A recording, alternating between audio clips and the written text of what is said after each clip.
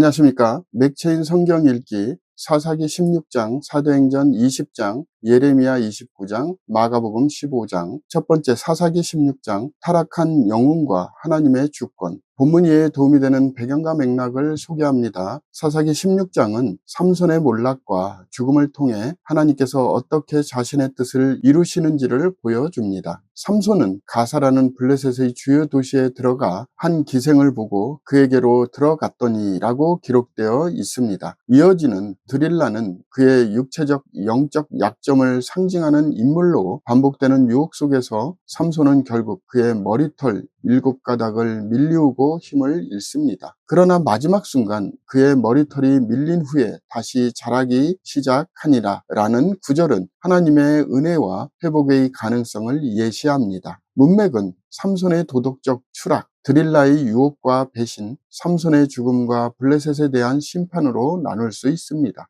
본문의 중요 구절을 소개합니다. 사사기 16장 28절, 삼손이 여호와께 부르짖어 이르되 주 여호와여 구하옵나니 나를 생각하옵소서. 하나님이여 구하옵나니 이번만 나를 강하게 하사 나의 두 눈을 뺀 블레셋 사람에게 원수를 단번에 갚게 하옵소서 하고, 본문을 적용하는 데 도움이 되는 가이드라인입니다. 오늘날 우리는 우리의 실패나 죄악이 하나님의 계획을 막을 수 없다는 진리를 기억해야 합니다. 인간의 연약함 속에서도 하나님은 회개의 기도를 들으시고 뜻을 이루십니다. 과거의 실수로 인해 낙심할 필요는 없습니다. 하나님은 마지막 순간에도 돌이키는 자를 회복시키십니다.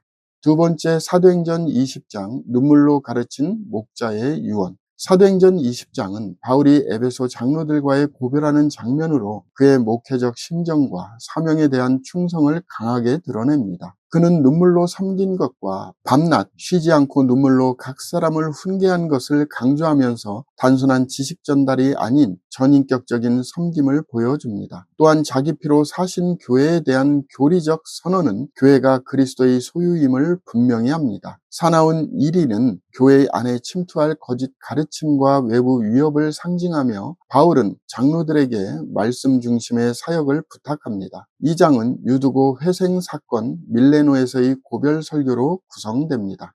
본문의 중요 구절을 소개합니다. 사도행전 20장 28절, 여러분은 자기를 위하여 또는 온 양떼를 위하여 삼가라. 성령이 그들 가운데 여러분을 감독자로 삼고 하나님이 자기 피로 사신 교회를 보살피게 하셨느니라.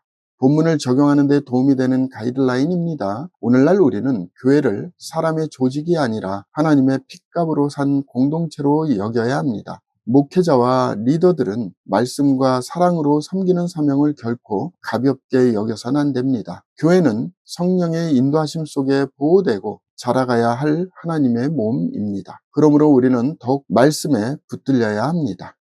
세 번째, 예레미야 29장, 포르지에서의 소망과 하나님의 약속. 본문 이해에 도움이 되는 배경과 맥락을 소개합니다. 예레미야 29장은 바벨론 포로로 끌려간 유다 백성에게 보낸 예레미야의 편지라 볼 수 있습니다. 너희는 내가 사로잡혀 가게 한 그 성읍의 평안을 구하고 라는 구절은 충격적일 수 있으나 하나님의 주권 아래서 임시 거주지에서도 충실하게 살 것을 명령한 것입니다. 70년이 차면이라는 시간 개념은 하나님의 정한 구속의 시간이며 너희를 향한 나의 생각을 내가 안 하니 평안이요 재앙이 아니니라는 말씀은 고난 가운데서도 신실하신 하나님의 계획을 확증합니다.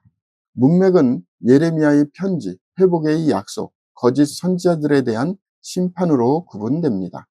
본문의 중요 구절을 소개합니다. 예레미야 29장 11절, 여호와의 말씀이니라. 너희를 향한 나의 생각을 내가 안 하니 평안이요 재앙이 아니니라. 너희에게 미래와 희망을 주는 것이니라.